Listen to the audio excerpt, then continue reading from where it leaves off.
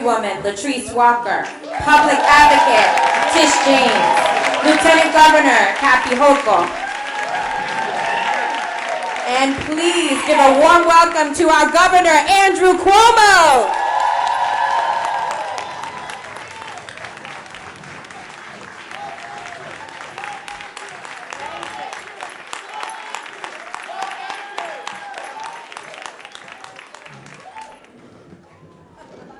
Yes, good morning. This is inspiring, all of this melanin and estrogen all in one room. No wonder why I'm so high. Welcome, good afternoon, and thank you for joining us today. It's great to see so many people come out to support Governor Cuomo. And the fierce females of Brooklyn, I think this is a sign of what's to come. Before we begin, I want to recognize some of the special guests who are with us today. Of course, our host, Rob Fields, who is the Executive Director of the Weeksville Heritage Center. Rob. Lieutenant Governor Kathy Hochul, New York City Public Advocate Tish James, Senator Roxanne Prasad.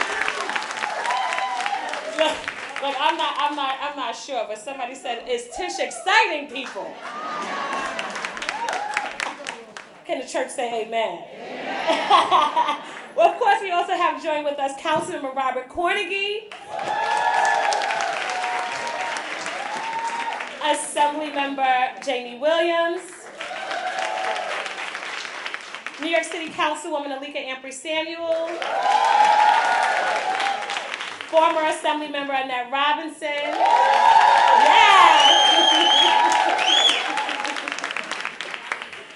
and of course for our judicial leaders, the Honorable Lisa Otley, who's the acting Supreme Court Judge, the Honorable Ingrid Joseph, and I also saw the Honorable Cheryl Gonzalez. Today, we will hear from our slate of Democratic nominees, our great Democratic nominee for Governor Andrew Cuomo, and our candidate for Attorney General Letitia James. This November is one of the most defining elections of our lifetime. Women are facing new and unprecedented threats from Trump and his backward Supreme Court nominee. We're seeing a president openly talk about assaulting women. We're seeing Roe versus Wade under attack and relitigated. We're seeing our rights threatened and undermined. But while the federal government is trying to turn back the clock on progress, under Governor Cuomo, New York is going forward. It's the year of the woman, ladies. Women across New York are making great strides, raising their voices, being bold, loud, and clear, and sending a resounding message that we expect our leadership to have our backs and to fight for our rights. In fact, we demand it.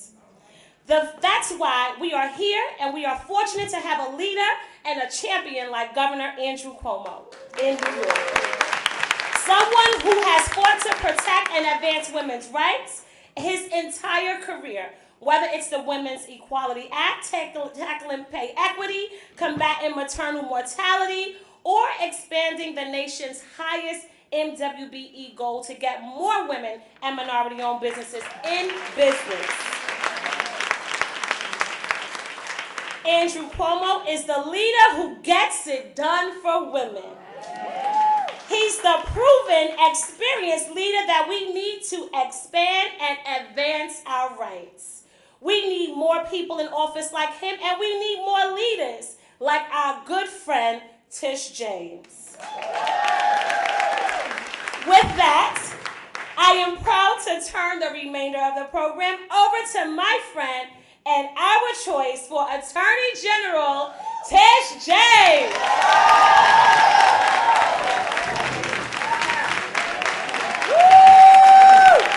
Where's the ladies? Make some noise! Make some noise! There's nothing anything that can stop us, it's all the way up. All the way up. It's an honor and a privilege to be introduced by my little sister, Latrice Walker, who has basically put Brownsville on the map. You've got to give it up to Latrice Walker. So it's great to be in Brooklyn. It is, it is.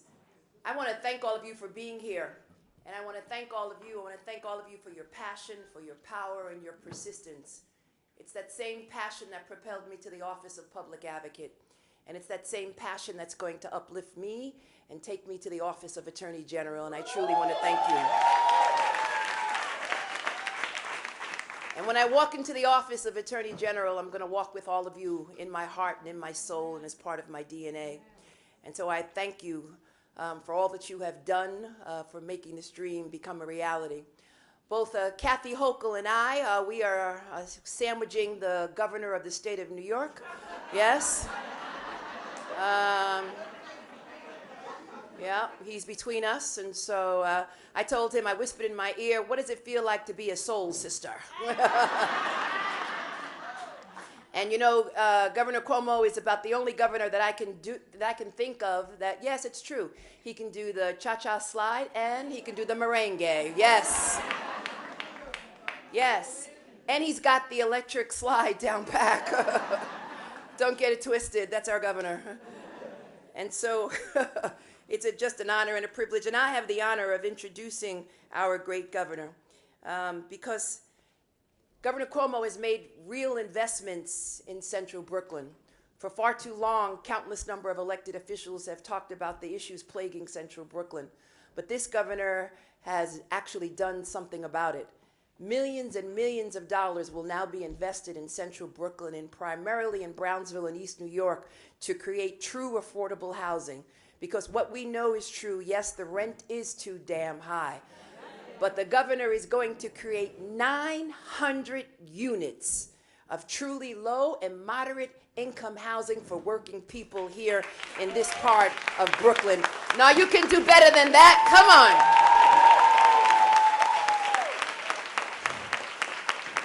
Because that housing will go to a lot of your relatives who are now living in your basement. So come on.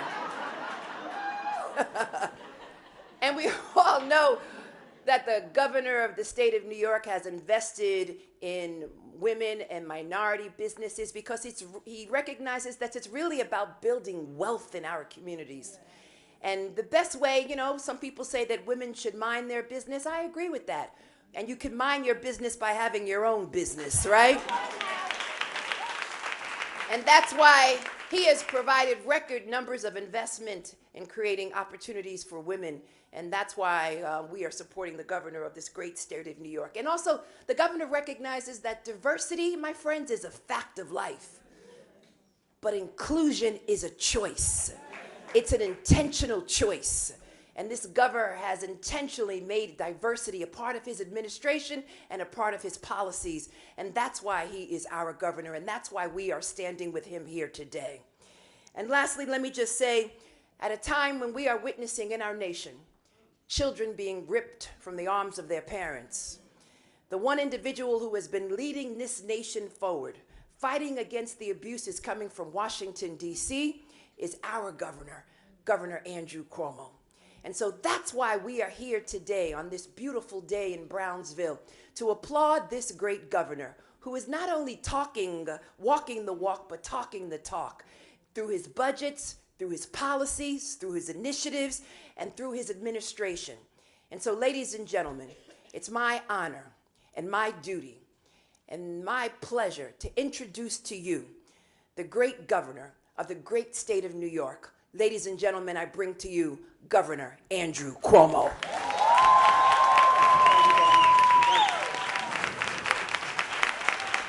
Thank you. Thank you. Thank you, thank you, thank you. Thank you. Well, what a pleasure to be here. One of the few men in a room full of women. Could be worse. Could be worse. Usually is worse. First, to the Weeksville Center, this hallowed ground. Thank you for having us. Thank you so much for what you do and what you represent. I want to say something about Tish in a moment, but to Latrice Walker, who she is a powerhouse when she speaks in Albany, people listen. She is the real deal, and she's doing a great job, and it's a pleasure to be with her. Give her a big round of applause. To Lieutenant Governor Kathy Hochul, who's just been a great partner. Everything we've done is in partnership, and she is just great. We need her back. To all my colleagues who are here, to all the distinguished guests, I love that Robert Carnegie is stuck in that little corner over there. There are not many rooms where you can't see Robert Carnegie. But when the women of Brooklyn assemble, Carnegie is in the corner. I love it. But he's a good man. Let's give him a round of applause. Tish James is going to be a great Attorney General. I'll tell you why.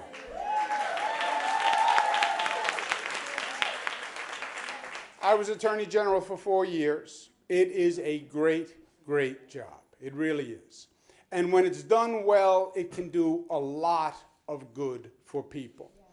And in some ways, it's a complicated job because it's dealing with the law and it's dealing with the courts and you have to deal with the DAs and all of that. But in some ways, it's very simple. And the mission is very simple. The mission is you are the people's lawyer to do justice. That is it.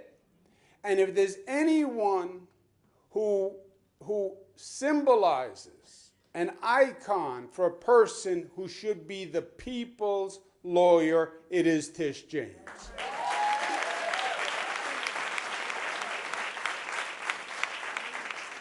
She knows it, she feels it, she believes it, she's lived it, and she is going to be an extraordinary Attorney General, and we have to make sure it happens, and it happens when we come out to vote on December 13th. September 13th. What did I say? It is not December. That was a test. September 13th. And we have to work at it because September 13th is a Thursday. People are not accustomed to coming out on a Thursday. So we're going to have to get the word out. We're going to have to make it happen, and we're going to do that. To my colleagues who are here from the state, we have a lot to feel good about in this state. We have done a lot of good. We made this state the most progressive state in the United States of America at a very important time. Annette Robinson, who is the dean of the delegation for a lot of years, we followed her tutelage. This state now funds education at the highest level in the history of the state, more affordable housing than ever before in the history of the state. We raised the age for young people who are getting caught in the criminal justice system. We have the best gun safety law in the United States of America. We have closed more prisons than any administration in the history of the state of New York. We have more alternatives to incarceration. We were the first state to raise the minimum wage to $15, the best paid family leave program in the United States, the highest MWBE goal in the United States of America, and free college tuition for the middle class, which is going to change reality. So we have a lot that we did. And we have a lot that we should be thankful for. But as you heard from Tish and as you heard from Latrice, it is just starting. Because there is a new reality, my friends.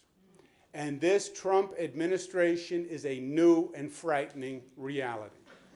My father gave a speech in 1984 at the Democratic Convention called The Tale of Two Cities. Tale of Two Cities was, thank you. I didn't give it, but I worked on it. Tale of Two Cities was very simple. It said there were two Americas. There's one for the rich and there's one for the poor, and there's two different sets of rules. He said it during the Reagan administration. It is more true today, that speech, than the day he gave it. This Trump administration is the most divisive administration that we have ever had, and I believe many of their policies are racist. And I wouldn't say that if it wasn't true, but if you're unwilling to admit a problem, you're never going to solve it. That's what's driving this administration. And you see it all across the board. You see it on what they're doing on immigration. Every day it gets worse. Today they said, well, we reunited the children except for 700.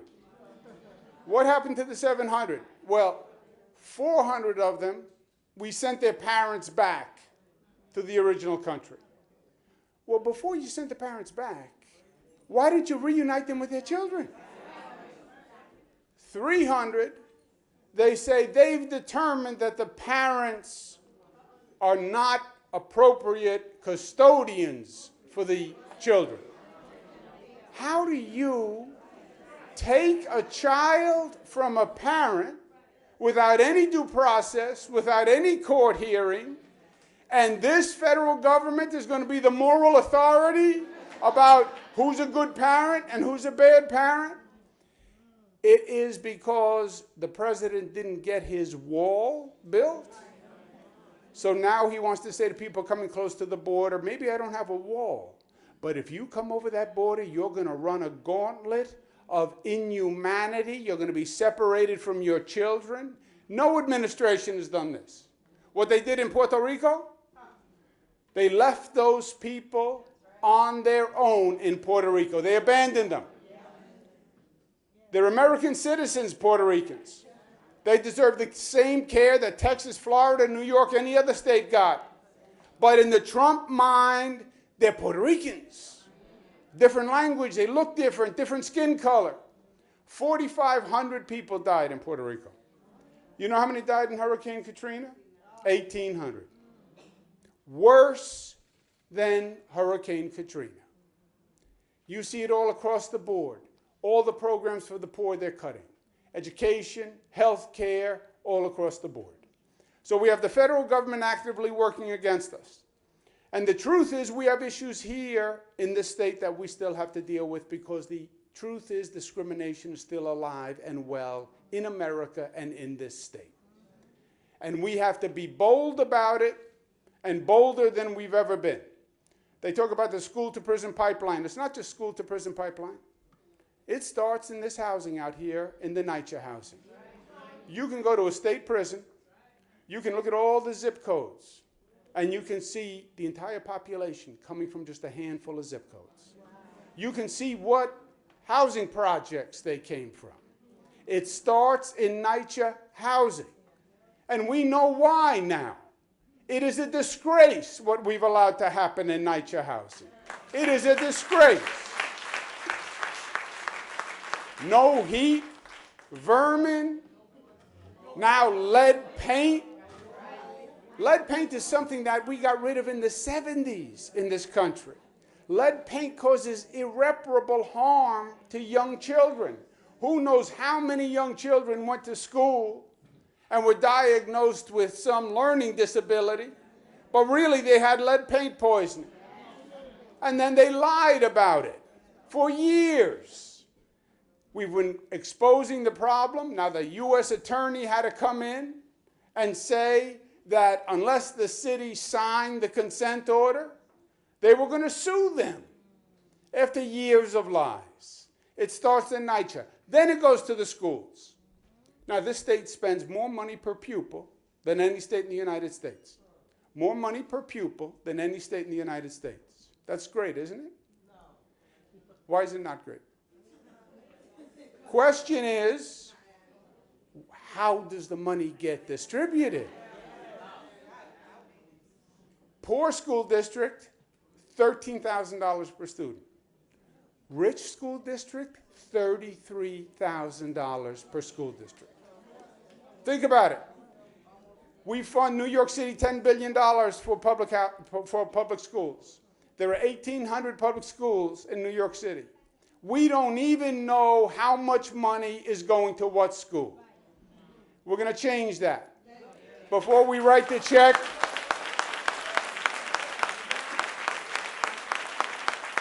before the state gives the city a penny, we need to know what schools are getting the money, and my 2 cents is going to be the poor schools should be getting more funding because they have a greater need. If you don't have an education, you can't get a job. Minority rate on young minorities is 2 or 3 times what it is in every other community. You can't get a job, you wind up getting into trouble. You wind up before a judge. Judge says, can you post cash bail? No, I can't post cash bail. If I had cash, I wouldn't have been committing the crime in the first place. That's why I committed the crime, because I need the money. I can't post bail. Okay, you go to Rikers Island. Rikers Island, one of the worst jails in the United States of America.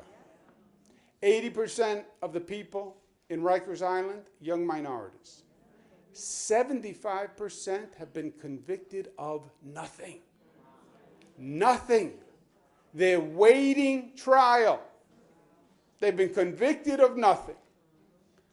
Sexual assaults, slashing, violence, and nobody who spends any time in Rikers comes out the better for it. That I can promise you. President Obama, 2014, said there were civil rights violations in Rikers Island that should be closed. We are still talking about closing Rikers Island. The city came up with a plan. You know how long it took to implement the plan to close Rikers? 10 years. You know what 10 years means? I don't want to do it. That's what 10 years means. 10 years means 2 mayors from now, 3 city councils from now. It means I don't want to do it.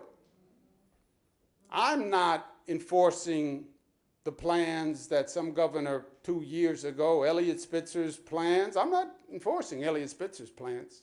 No future mayor is going to enforce these plans. It means I don't want to do it. What is the common denominator between NYCHA, between poor schools, between not being able to post bonds, between people who sit in Rikers? They're all poor minorities. They are all people without power. It is the tale of 2 cities. That's what it is. It's the poor and the powerless that are getting the short end of the stick. And that's what we have to change. And we have to change it dramatically, and we have to change it in reality. Not by talking about it, not by doing press releases about it, not by demonstrating about it. We have to make change. That is the job of the government, to make change in lives. What we're doing in Vital Brooklyn, I'm very excited about, because it's a total paradigm shift. $1.4 billion, $1.4 billion for Central Brooklyn. Why Central Brooklyn?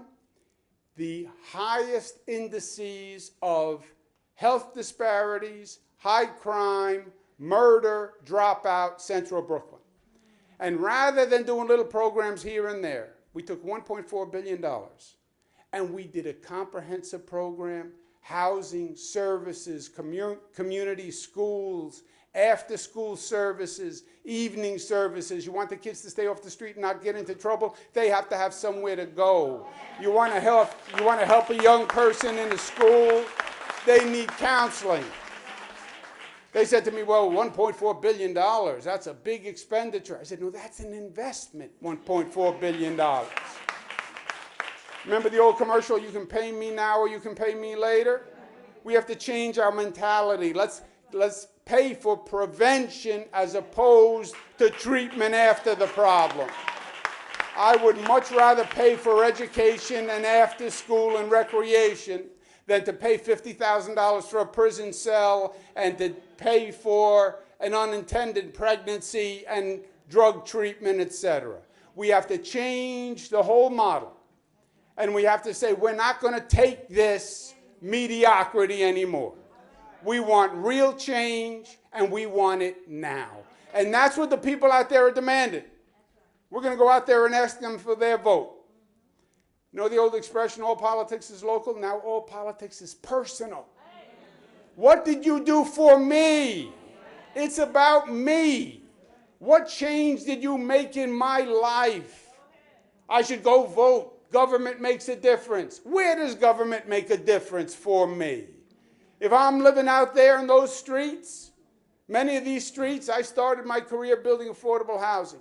I was in my 20s. It was 4 years ago. Why is that funny? Many of these streets exactly the same as they were that many years ago.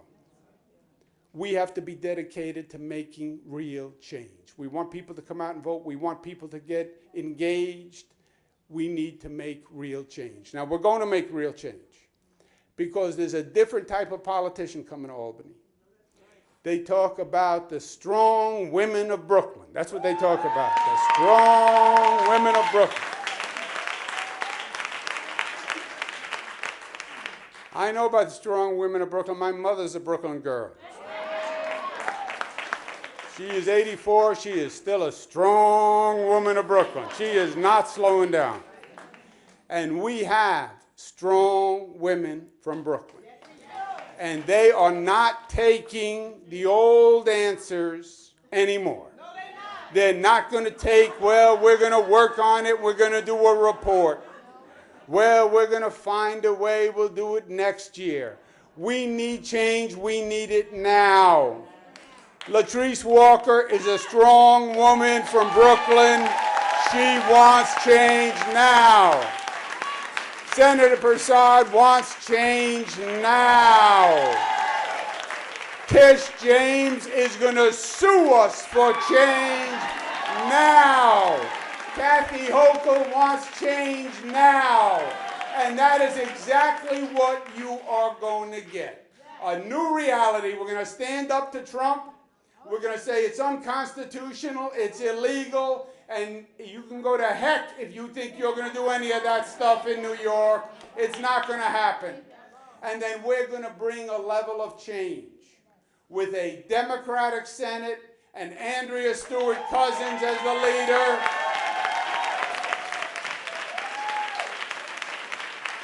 We're going to bring a level of change to this state and make it a model against what President Trump is doing.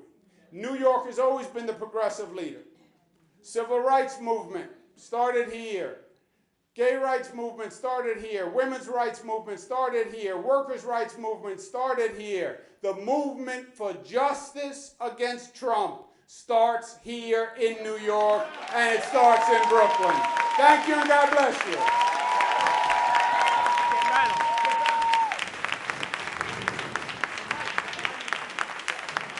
Please welcome Lieutenant Governor Kathy Hochul.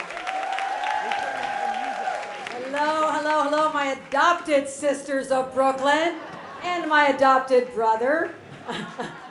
I was very impressed over breakfast when he said he's coming to the event. I said, Robert, it's Women for Cuomo. He goes, I'm representing my wife and my daughters. What kind of good man is that?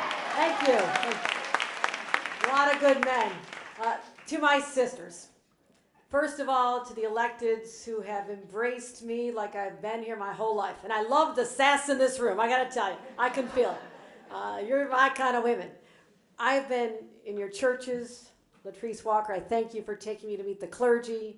We've been to barbecues, we've been to parties, we've been to block clubs.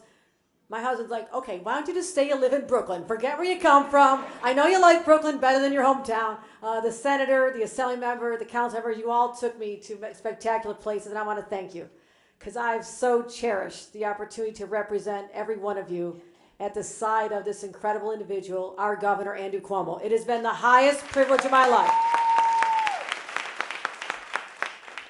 And I'm excited about the future because yes, I am the only woman in statewide office right now. And it's all right, I can handle it. I grew up with a lot of brothers, I can fight with the best of them. But to have my sister, Tish James, standing there right there with me, that excites the heck out of me. So we are gonna take Albany by storm. They're not gonna know what hit them. And that's okay because we have some work to do. You heard the governor talk about, with such passion in his heart, all the accomplishments that we've done, particularly those that help women. And I've been proud to be at his side as we fight sexual assault on college campuses, and we fight the people who denigrate and harass women in the workplace, and we fight the specter of women doing the same work as a man and getting paid less. And if you're a woman of color, you're even getting paid less than a white woman. We have fought that, and we're going to finish those battles. But now let me tell you what's out there now. Donald Trump. And one of my favorite signs at one of my rallies, and I'm always at a rally, it said, if Hillary Clinton had been elected president, I'd be at brunch right now. Well, so we are all at brunch, and we're going to get back to the streets and finish the business. Because the issue of our Supreme Court being handed over to someone who is avowedly anti-choice in my lifetime is just unacceptable. And sisters, we need to stand together and fight this. But what can we do? I also serve as the president of the Senate. And I have been going around the state, standing side by side with Governor Cuomo, saying, Republicans in Senate, get back to Albany, protect the women of your state, or you're going to be tossed out of your jobs. Get back to Albany, pass the Reproductive Health Act, codify Roe v. Wade, and get the job done. And believe it or not, in 2018, there is someone running for statewide office. I'm not going to name names because this is the governor's event. He's running against me. Who does not believe personally that a woman should have control over her own body in 2018. I'm sorry, folks. That era is over. Okay? You need to stand with the women of our state, because if you're not with us, you're against us, and you should not represent them. So that's the fight we have ahead of us. And I'm ready for it. I've been battle tested. I've got the scars to show for it. And I will always be grateful to Governor Cuomo for lifting me up after I lost my seat in Congress in the most Republican district in the state of New York. And I lost by 1%, and I swear to God I'll get over it someday. I know who they are. But you know why I lost? Because I refused to turn my back on President Barack Obama and repeal the Affordable Care Act. And I would do it all over again, because we need people who stand up for what's right in the state. This has given me the honor to serve every one of you, and I thank you for supporting the governor, supporting Tish and our entire ticket. Thank you, everybody. That concludes